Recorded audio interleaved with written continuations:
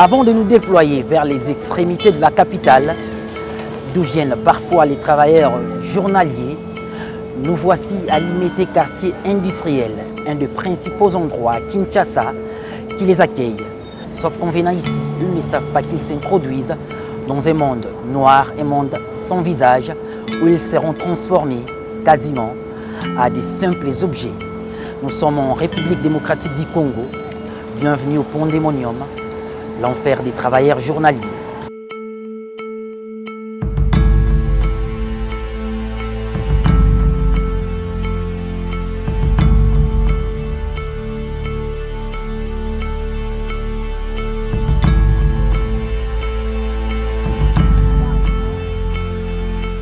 Ils viennent des endroits les plus enfuis de Kinshasa, les plus sombres, les plus oubliés, les plus tristes, où la misère se dessine dans le paysage et la d'existence dans la chair humaine. Ils quittent des endroits pareils à cette île, Kyudi, l'une des innombrables que comptent les majestueux fleuves Congo. Large bande de terre retirée à l'extrême ouest de Kinshasa, au-delà d'une imposante carrière visiblement à conflit, et à quelques centaines de mètres de l'inhabitée île des Singes, dans le ventre du fleuve.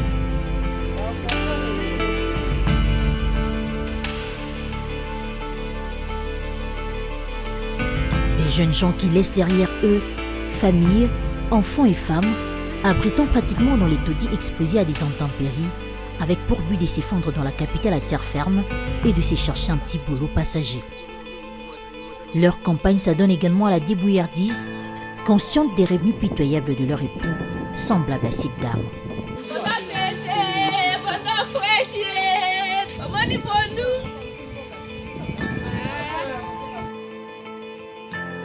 Il fallait quitter les lieux en cette matinée de début mars, suivre plus loin quelques-uns et se faire une idée précise des allégations de maltraitance qui circulent dans la ville.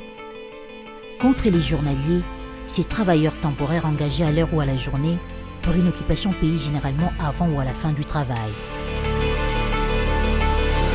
Nous voilà à Kingabwa, un des quartiers qui concentre plusieurs entreprises tenues souvent par les Asiatiques et où les journaliers pullulent mais ne sont pas prêts à dénoncer de peur de représailles, à coup sûr.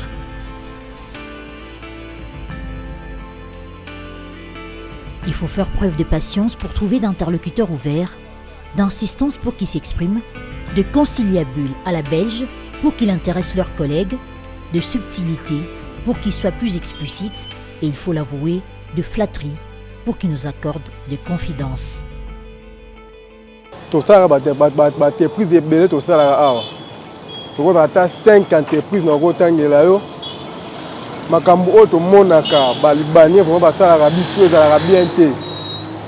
Le quoi liboso. Tout ça banda musala avant. Vers 6h, on travaille. De 6h, on aura repos, 12h à 30 minutes à repos.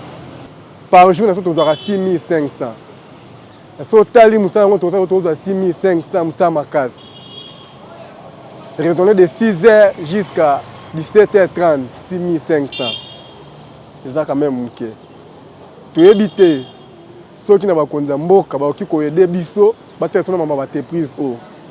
Raison bon bazoaka soto déclarer salaire na biso balobaka ke etali biso te etali bakonzi na bino nde batiela biso montana pona makambo o etali transport en tout cas raisonner to utamba to utamisika to transport ezala na compte na biso moko na 6500 to se retrouver na rien pour ça 6500 utamba mtu masina. Le mois de mars, on a dépensé 3 000 ou 2 000 francs. On a 6 500 au Tikani, Nandaku. Koya na yoboye, oya na nini bon. Tu vas comprendre que tu as un bakondi, ba mekana nous raisonner biso pour un problème ya ba journalier autour ça, na ba entreprise à Indien. Des accusations qui démontrent de l'impunité, du gangstérisme que subissent ces jeunes gens qui lancent face à nous carrément des cris de détresse à l'encontre de ceux qu'ils qualifient des expatriés sans cœur qui les exploitent. Indien, bon, on a visto na balibanier trop. Tout ça, ma casse, il y a ma casse. Raisonnez que je de 6h jusqu'à 17h30 par 6500 francs. Donc tonyokoma makasi yo tosenga na bakonzi ya mboka bamekana korejoindre solution ya biso bajournalier oyo tosala na baentreprise ya baindien. Pour cet autre journalier, trouvé à quelques mètres plus loin accompagné de son collègue, ce qu'ils subissent n'est rien d'autre que de la torture. Être journalier, c'est accepter brimade, humiliation, en plus d'un revenu modique. Derrière les très élevés murs des entreprises, pas de repas. Une fois malade ou blessé, quoi qu'ayant travaillé quelques heures, on vous met à la porte sans aucune forme de procédure et sans aucun sou. Bah faire souffrir biso, on sala auto sala réserve top tirer biso. Mais bon moment ba pesa biso moment amuke. Ba pesa biso bilo te. Bilo ko boluka na ndenge na bino, kolia na ndenge na bino. Donc on sala mo donc pas si fort, on konzamboka fata la biso penda to betela on penda CT. To lembi pas si kolia na kana 6500 na transport na yo, kolia na oka na kati. Donc pas si fort na kati kuna so côté za musala te zande top tier kuna na kati so bele talio basu ba bimisio so kota kinet na 8h obeli 12h ba bimiso ke ba peso pelo te atozo ki pota ba peso pelo to bimio ke pa bino. Celui-ci, détenteur d'un diplôme d'État équivalent du baccalauréat en France, aborde comme ses prédécesseurs mais veut rester sous anonymat. Mokonzi mboka atalela biso likambo po pasi leki kotala balibani banyokola biso mo ba congolais ba kolomboka donc ako gangela opeso pe kanda ba beto na mbata donc ba congolais tuza na biso nyonso ndio mo ba beto mbata moi po lobisa te po imto ali kolona au konza. Mais qui sont-elles, ces entreprises aussi pointées du doigt? Nous nous sommes résolus à prendre contact à l'une des firmes importantes du pays. Gandour Cosmétiques, une industrie de beauté tenue par des Libanais implantée au Congo depuis les années Mobutu en 1983. D'une opacité rare avec un chiffre d'affaires, comme l'affirment certains médias crédibles, strictement confidentiels, Gandour est cité dans certaines allégations qu'il accuse des pratiques odieuses, notamment la maltraitance des journaliers. Notre curiosité nous pousse à prendre contact. Il fallait un canal officiel et sérieux pour atteindre ces services de communication. Seulement, plus d'un mois après l'envoi de notre email, aucune réponse. Une source proche de ces services nous rapporte que le courriel a été bel et bien lu, mais il a été jugé bon de ne pas répondre pour ne pas alimenter ce qui est qualifié à l'interne de polémique inutile qu'adorent les Congolais. Du mépris donc. Face à ces mutismes, nous nous tournons vers une organisation de la société civile qui travaille sur ce dossier il y a de cela 2 ans. L'Association congolaise pour l'accès à la justice accepte de nous ouvrir ses portes. Son président, le très respecté Georges Kapiamba, serein comme à l'accoutumée, assure, sans fausse tournure, que cette catégorie des main-d'œuvre ne bénéficie d'aucune protection quant à leurs droits prévus par la loi.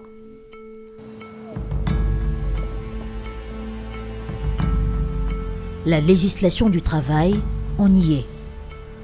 Ceux qui doivent la faire respecter, ce sont les inspecteurs de travail. De notre intérêt à les entendre et qui sont au cœur du dossier et détiennent certaines informations plus précises.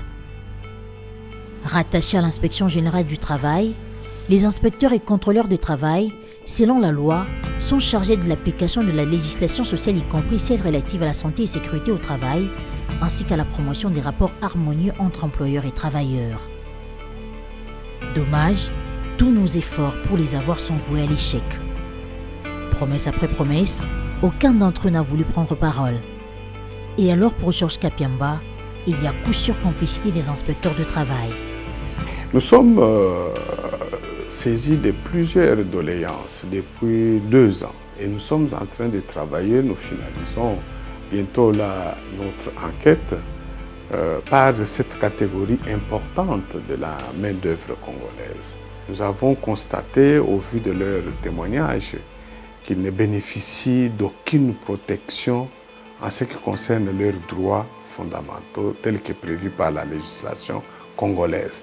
Et malheureusement, parmi eux, il y en a qui se sont déjà plaints auprès de plusieurs instances, même auprès des inspecteurs du travail.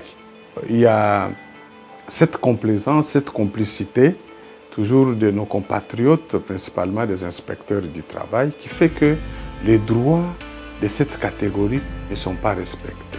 Ils ont droit ni à un salaire d'abord décent, moins encore aux conditions de travail décentes. Ils n'ont pas droit aux soins médicaux, quelques-uns qui en ont, c'est des soins vraiment de niveaux déplorables. Le coordonnateur d'ACAJ n'est pas le seul à constater l'inefficacité des inspecteurs du travail et par voie de conséquence de l'inspection générale elle-même. Quelques mois plus tôt, un rapport conjoint des experts du ministère du Travail et du ministère de la Fonction publique, remis au gouvernement, a fait mention de la nécessité de renforcer le travail de l'inspection générale par les biais notamment de recrutement des nouveaux inspecteurs. Et c'est le vice-premier ministre de la Fonction publique Liaou qui l'a affirmé.